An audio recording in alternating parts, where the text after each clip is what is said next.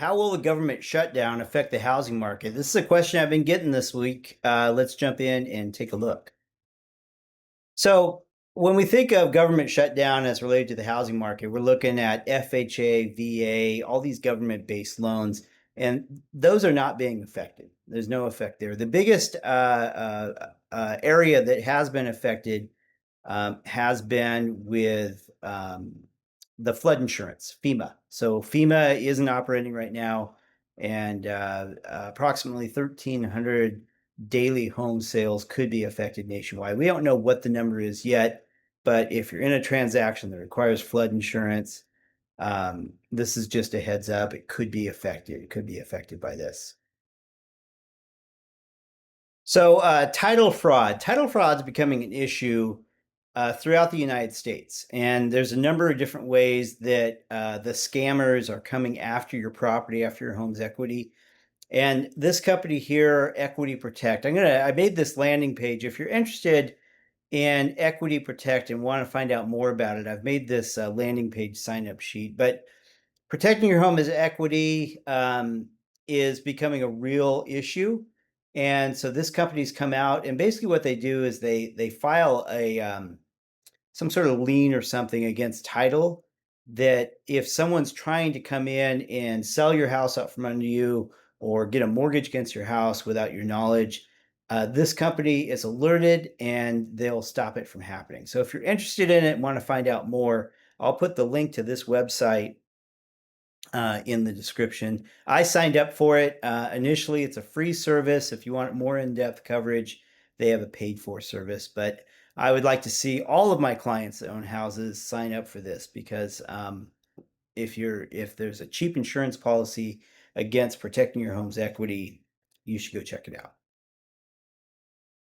On the subject of interest rates, about the same as last week. We've seen a little bit of fluctuation, but really haven't moved much. I don't think we're going to see much of a change in interest rates as a result of the government shutdown, and we probably won't see anything until the next meeting of the Fed, which is coming up in November. So they remain steady.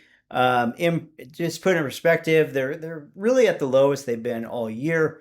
And when you look historically, the historical average interest rates hover around 7%. So when you look at the last 10 years of historically low interest rates, we just got spoiled. We got punch drunk on low interest rates, 2-3%.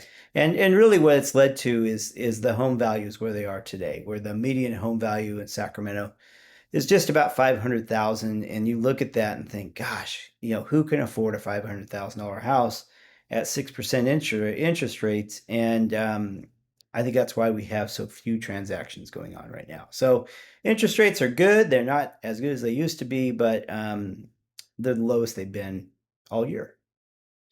I had a number of clients come to me in the land and ranch space. I'm a specialist in that space for our area, and they said, "Hey, what do I look for when I go to buy a piece of property?" So I put together this checklist. It's good for buyers to know what to look for when they're entering that market, and also for sellers to alert you as to what are those features about your property that really add value to it. And if you're getting ready to sell your big land property, equestrian, whatever it is, be good to reference this so that you could make sure that whatever those features are that add value, that you have those improvements ready to highlight. The market report itself, when we take a look at Placer County, you look at new to market, we're down 3.8%, call it 4%. New to market in the last 30 days is slipping just a little bit. Days on market down about 1%, so it's basically the same. 53 days. So if you list your property right now, on average, it's taking 53 days to sell. Price reductions are still a big deal. We have shifted to a neutral market. I would even argue it is a buyer's market. And I still see a lot of listings coming on at the top of the market. And right now, with interest rates being the way they are, people are looking for value. Unless you have a property that stands out above all others, you really need to understand the market that we're in and how that affects the positioning of your property when you list it. I have a listing coming on right now, and I said, look, let's list it just below the average. And that way we get plenty of activity, plenty of interest in it. And they agreed with me, and we'll see what happens. I hope to have multiple offers for them. Looking at Sacramento County, a little bit different numbers. Homes for sale in the last 30 days down about 2%. New to market is up just slightly. Days on market is up slightly. But again, the price reductions 50% in the last 30 days. So again, you got to price your property right. I know it's a tough conversation to have. I'm the one not determining what to list your property at. It's all market driven for me. I present to you the comparables and how your property fits into certain areas, and that's how we come up with the pricing. So if you have questions about your house, what I would suggest you need to do to get it ready to sell, just reach out to me. I've had a lot of great conversations in the last week or so. And then if you're a buyer in the market, you can start your search right here from my homepage, or reach out to me. I could have a quick conversation. A lot of times people are wondering, this is what I'm looking for. What are the best areas to look in? And after 25 years in this area, I can give you some insight into that. So that's my market update this week.